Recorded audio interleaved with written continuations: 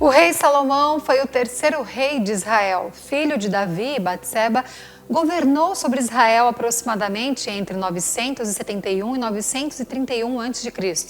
Salomão é conhecido por sua sabedoria e por ter sido o rei que construiu o primeiro templo de Jerusalém. O nome do rei Salomão aparece cerca de 300 vezes no Antigo Testamento e 12 vezes no Novo Testamento. Hoje eu recebo mais uma vez a minha querida amiga Stephanie Camargo, estudiosa da Bíblia. Já falamos aqui sobre Jesus Cristo, seus ensinamentos, sobre José do Egito e hoje nós vamos falar dele, o rei Salomão, uma figura tão expressiva e tão importante aí do Antigo e Novo Testamento também. Seja bem-vinda. Obrigada, Dani. Sempre um prazer estar aqui com você. Minha amiga, não consigo olhar como outra coisa acima disso. Todas as outras coisas vêm depois. Estava com saudades. Muita saudade. Venho mais vezes. Estê, quem foi rei Salomão? Rei Salomão foi filho de Davi, como você mencionou, né, já na sinopse. Davi foi o homem cujo coração agradou a Deus. Imagina. E eu quero começar aí porque não dá para falar de Salomão sem eu falar dos seus antecedentes em reinado. Saul, Davi e Salomão.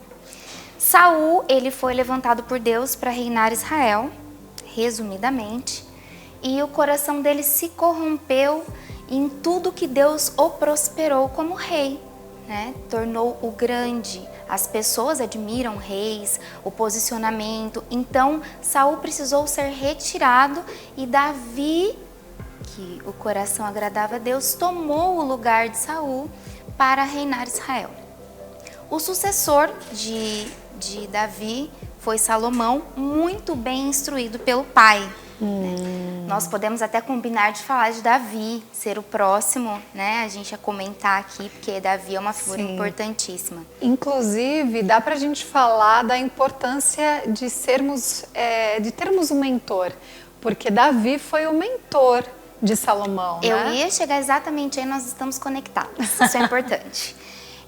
Davi, a Bíblia mostra o quanto Davi orienta Salomão antes de ele estabelecer o reinado dele. Né? Até porque Davi teve alguns tropeços, né? Com certeza. Salomão também, né?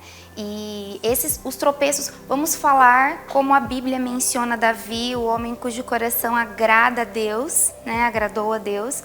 Um homem que teve os seus tropeços, então Deus não quer a perfeição de nós. Começamos aí. Isso é maravilhoso, isso é de Deus mesmo, né?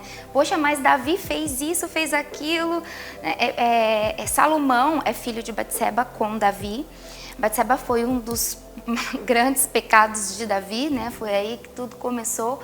E Salomão foi depois a posteridade no reinado, depois de Davi. Então, veja bem como Deus perdoa. Deus não compactuou com o pecado de Davi, mas Deus perdoou e restaurou a ponto de Salomão ainda suceder ao trono. Ele perdoou porque houve o arrependimento. Porque houve o arrependimento, exatamente. E Saul também, vamos retroceder a Saul.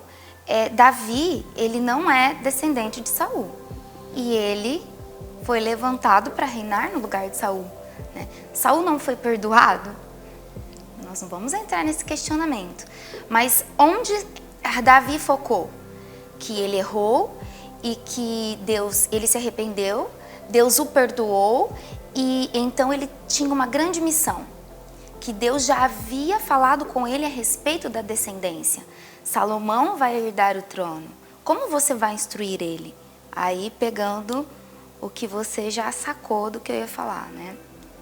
Existe na Bíblia a menção do quanto Davi orienta Salomão sobre atitudes, sobre com quem andar. Sim.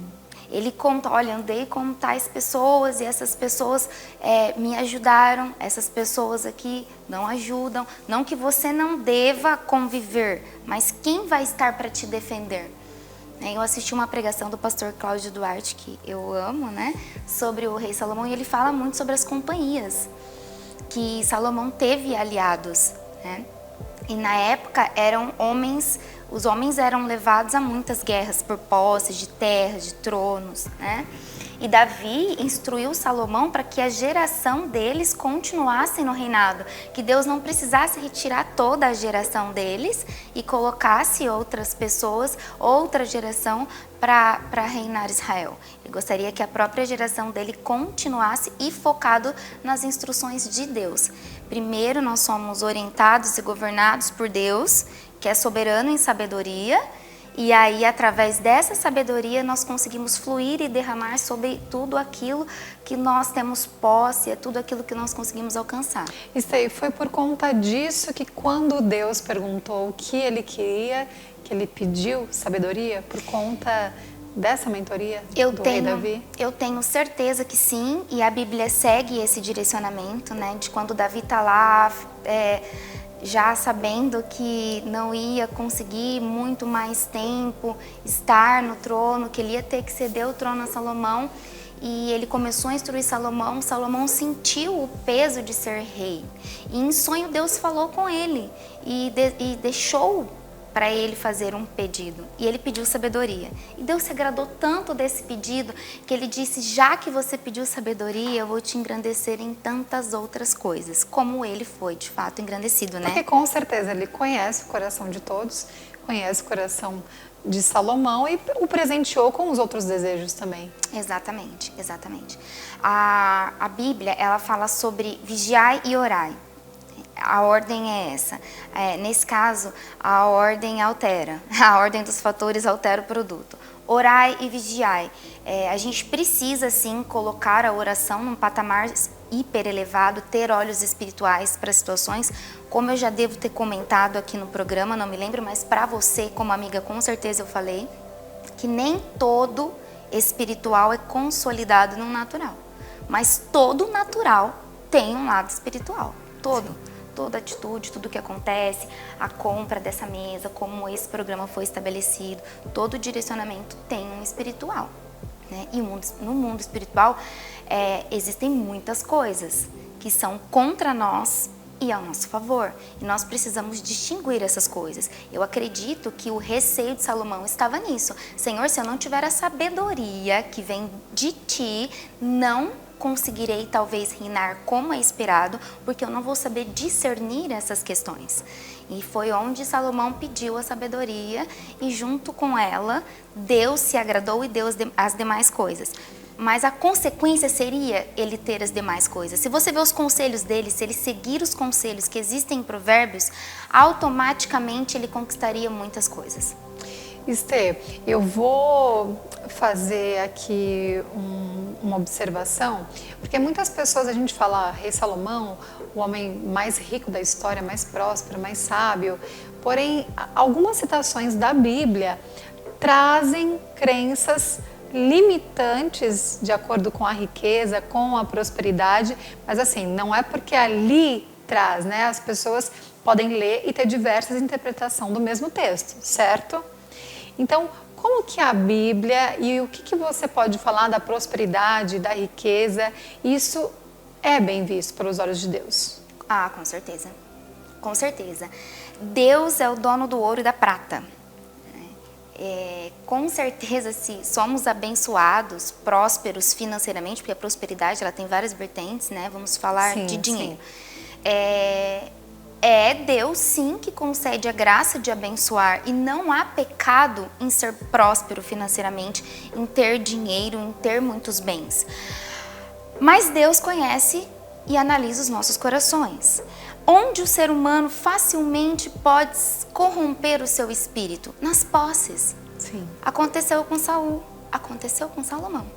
Né? Nós não vamos entrar nos méritos do final da história, mas aconteceu porque muitas das vezes o nosso coração ele se corrompe na posse do poder do dinheiro. O dinheiro traz poder. Então amar a Deus não é a riqueza em si, é o que você faz. Tudo. É o seu livre-arbítrio. Dani, é a idolatria. Sim. O que eu amo mais do que Deus? O que eu amo mais do que o que Deus pode me dar além do que é palpável, sabe?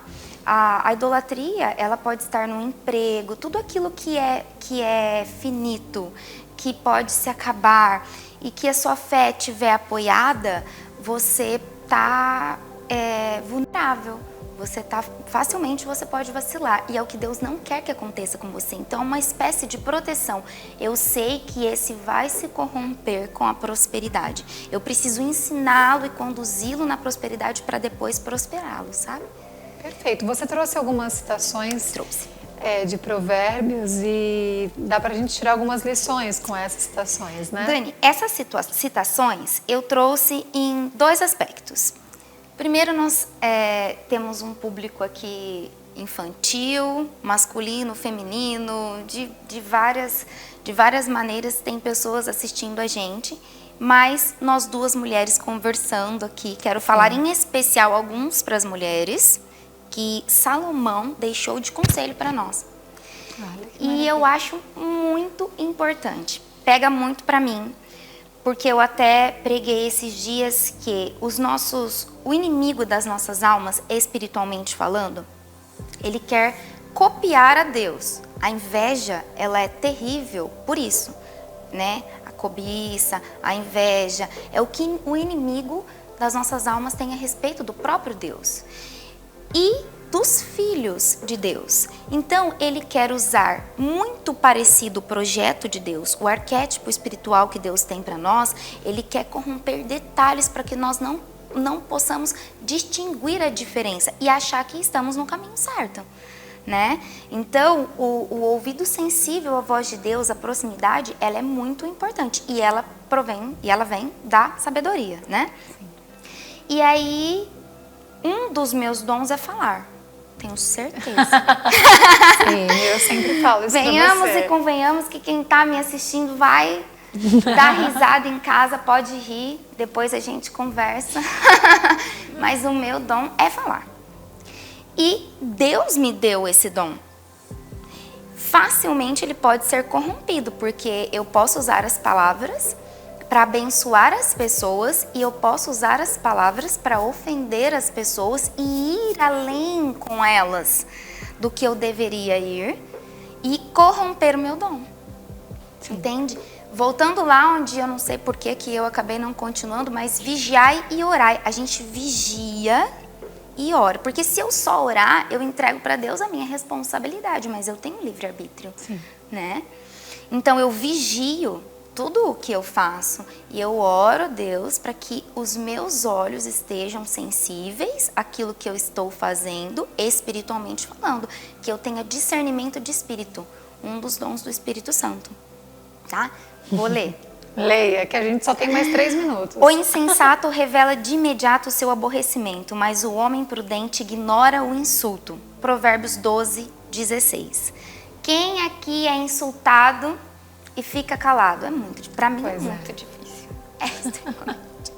Também porque eu sou uma mulher muito independente, então me defender é muito fácil. Mas é um instinto. É um instinto, né? A resposta calma desvia a fúria, mas as palavras ríspidas desperta a ira.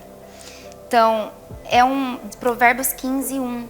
Salomão está dando um alerta. Pensa quantas pessoas Salomão tinha que lidar. Com quanta inveja, com quanta cobiça. Sim. Só casamentos, né? Vamos combinar. Acho que é por isso que ele dá tantos conselhos para nós mulheres, né? Ele entendia Foram 1000 bastante. mulheres, né? 700 princesas e 300 concubinas, algo do tipo, assim. Meu Deus. Sim. Melhor é o homem paciente do que o guerreiro, mais vale controlar o seu espírito do que conquistar uma cidade. Olha só, Provérbios 16, 32. Davi era um guerreiro, pai de Salomão, lutou e venceu muitas guerras. Era imensamente importante as batalhas físicas mesmo na época. E ele disse que é muito mais importante controlar o espírito, o autocontrole, o domínio próprio, o controle das emoções, do que dominar uma cidade. Um rei falar isso é um poder. Pois é. É um despojar do orgulho muito grande, né? Agora sobre as mulheres. Temos que, como anel de ouro em focinho de porco, assim é a mulher bonita, porém indiscreta. Provérbios 11, 22. Explica pra gente esse provérbio. Então, o que é indiscreto? Como eu vou discernir, né? É indiscreto ou não é indiscreto? A voz de Deus sensível. Nossa, o que você olha, que você aprova e que você reprova? Qual tipo de amiga você levaria na sua casa quando seu marido estivesse lá dentro? É essa amiga que você vai na casa das suas amigas quando os maridos delas estão lá? Por exemplo, certo? Porque é muito difícil você determinar o que é discreto e o que não é discreto pelo seu parâmetro. Mas a Bíblia ensina a respeito de tudo, né? O preguiçoso deseja e nada consegue, mas os desejos do diligente são amplamente satisfeitos. Provérbios 13:4. Poxa, isso não é só para mulheres. Não é só para mulheres, mas nós estamos num mundo moderno, né? As mulheres colocaram muito ali a sua garra no trabalho, deixaram a preguiça de lado. Provérbios fala muito da preguiça, muito sobre colocar a mão na massa, fazer a sua parte. Um homem de oração, cujo pai foi um rei orientado por Deus. Ele pediu a sabedoria de Deus, dizendo o quanto é importante você não ficar ali esperando em Deus, você não ser morno, você ser ativo nas suas necessidades, mesmo que a sua confiança esteja em Deus. Amiga, nosso tempo estourou, mas olha, a gente faz um outro programa numa próxima, porque Foi suficiente. Tem muito assunto. Eu gostaria que você deixasse a dica, né, para quem às vezes pega uma Bíblia, acha muito complexo. Existem Bíblias um pouco mais simplificadas. No próximo programa, que a gente vier aqui falar de um personagem bíblico ou de algum tema, né, eu vou trazer uma Bíblia para sortear. Pode já lançar isso aí você, né, que determina o sorteio, mas eu vou trazer, eu gosto muito da NVI, Nova Versão Internacional. Ela não é muito moderna, então os sinônimos usados nas frases não se distorcem tanto da tradução hebraica, grega, né,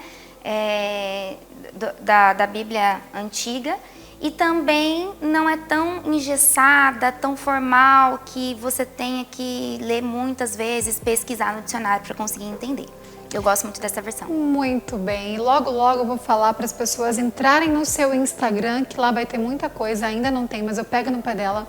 Porque como ela mesma disse, ela tem o dom da fala, o dom da palavra e tem que utilizar mais aí desses meios para poder falar sobre os personagens bíblicos, os ensinamentos. Concordo. Pegando sua orelha aqui no seu pé, aqui ó, no ar. Ai, haverá.